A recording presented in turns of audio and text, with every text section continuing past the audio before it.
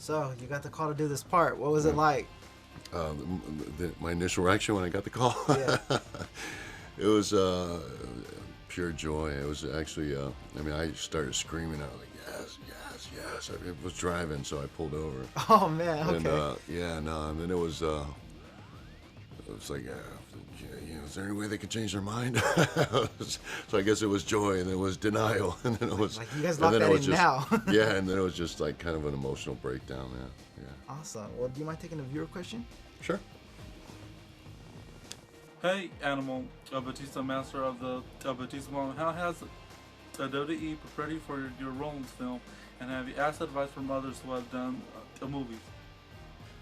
I guess WWE maybe helped me out a little bit as far as being professional, and being on the grind. But as far as performance-wise, I mean, it's so different, man.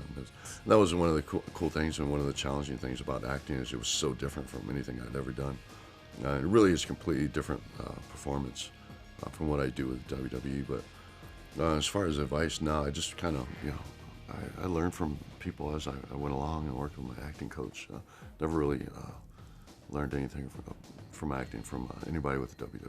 Awesome. So you're no stranger to toys. So you have this one, and then you go from this to this. Have you seen this yet? What do you think? Yeah, I have one already. This is awesome.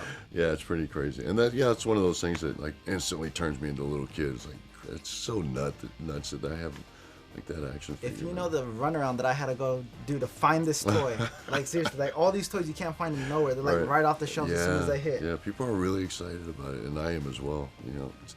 It was not an easy thing for me to buy up all those toys to give out as Christmas gift.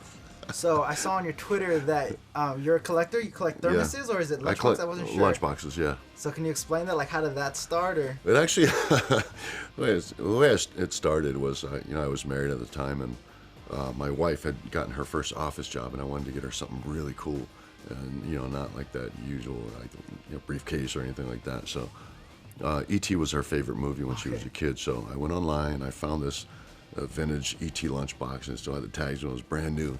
And so I got it for her, and I gave it to her. I was real excited about it, but she wouldn't use it. She wouldn't take it to work because she was afraid she was going to mess it up. So I went and tried to find another one, and I did. I found her. I gave it to her, and I said, "Here, you can take this one to work and put this one on the shelf."